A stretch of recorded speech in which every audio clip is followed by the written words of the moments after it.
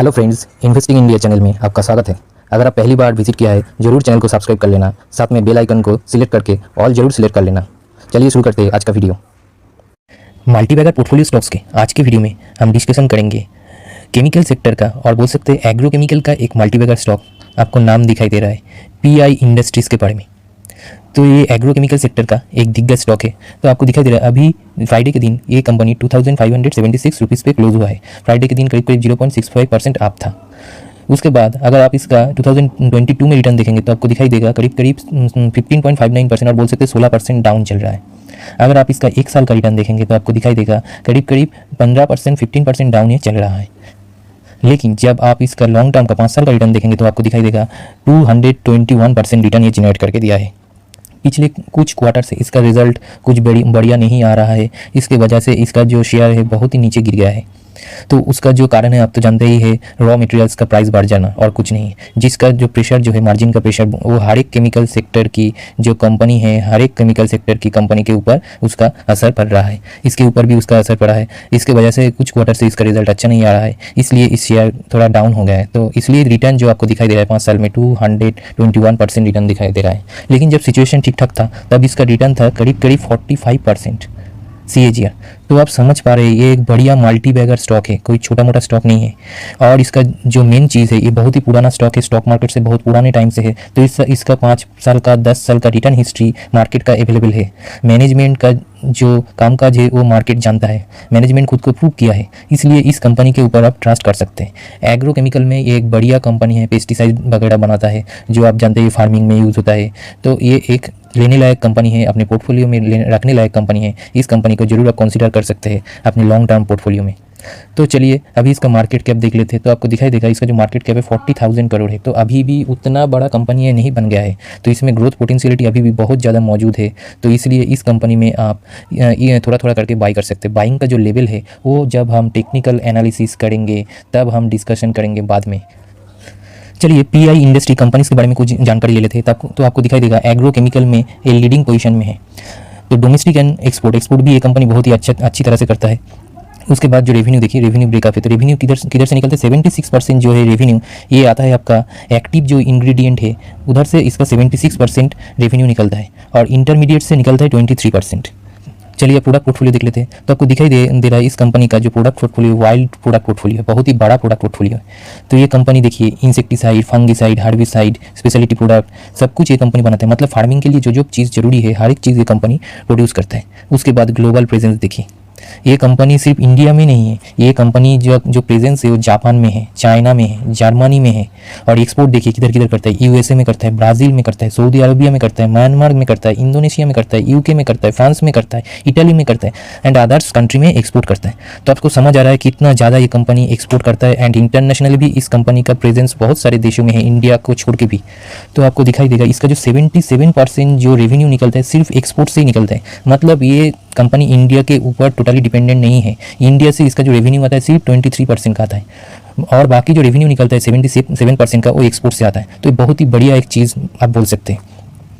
उसके बाद जो देखिए मैन्युफैक्चरिंग जो फैसिलिटी है, 5 जो फॉर्मुलेशन फैसिलिटीज़ है, 13 मल्टी प्रोडक्ट प्लांट से 4 मैन्युफैक्चरिंग लोकेशंस पे, ठीक है। उसके बाद डिस्ट्रीब्यूशन नेटवर्क देखिए, इसके अंदर जो 9 जोनल ऑफिस है, 28 डिपोट से, 1500 के करीब एक्सपीरियंस फील्ड फोर्स से, 10,000 एक्टिव डीलर्स एंड डिस्ट्रीब्यूटर्स से, ठीक है, 1 लाख रिटेलर से। तो आप समझ पा रहे हैं जो ये कंपनी का बिजनेस कोई छोटा बिजनेस नहीं है, बहुत ही बड़ा बिजनेस है एंड ब्रॉडली इंडिया में एंड इंटरनेशनली फैला हुआ है, ठीक है। तो ये कंपनी बहुत ही बढ़िया एक मल्टीबैगर तो है, उसके बाद एक बहुत ही बढ़िया फंडामेंटली स्ट्रॉन्ग कंपनी है। ये कंपनी रिसर्च एंड डेवलपमेंट में भी बहुत सारा इन्वेस्ट करता है।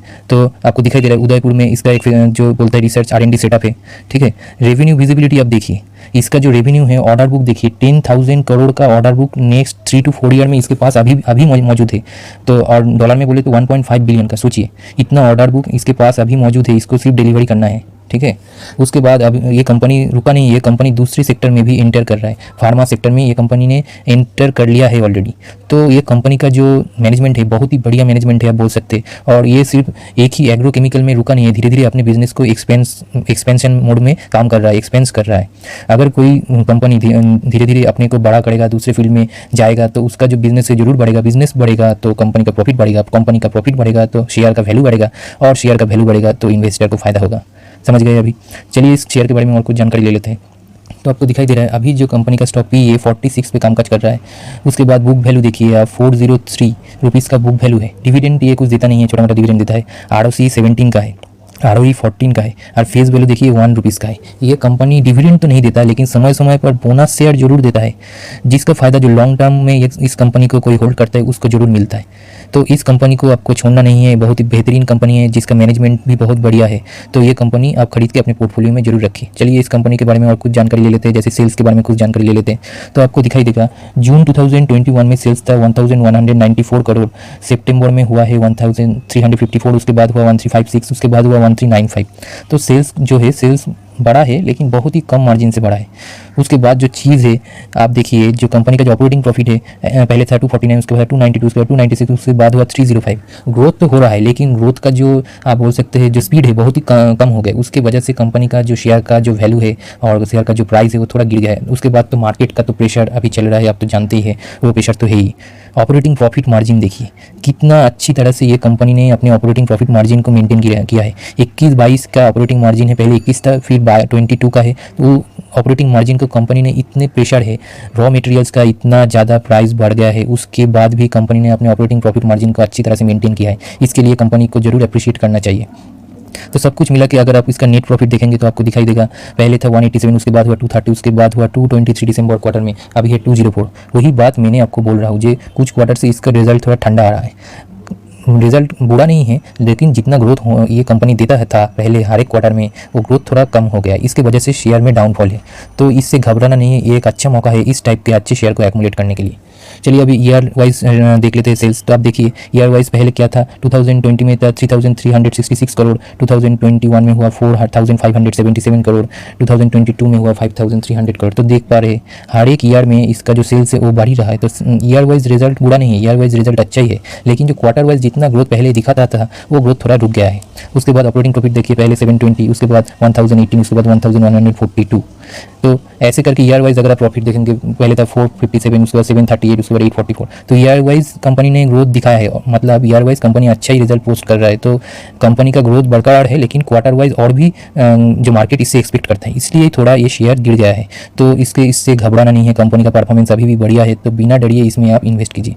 चलिए अभी कंपाउंडिंग सेल्स ग्रोथ देख लेते हैं। तो आपको दिखाई देगा करीब 20% CAGR से कंपनी ने सेल्स ग्रोथ को मेंटेन किया है 10 ईयर से, और इस ईयर का है 16%।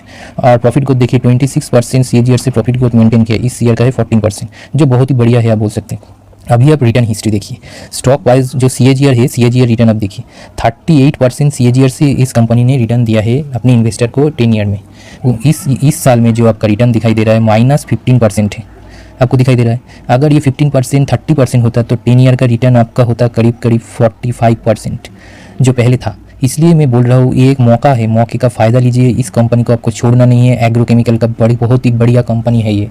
इसको आप खरीदिए एंड लॉन्ग टर्म के लिए अपने पोर्टफोलियो में रखिए। उसके बाद चलिए शेयर होल्डिंग पैटर्न देख लेते हैं।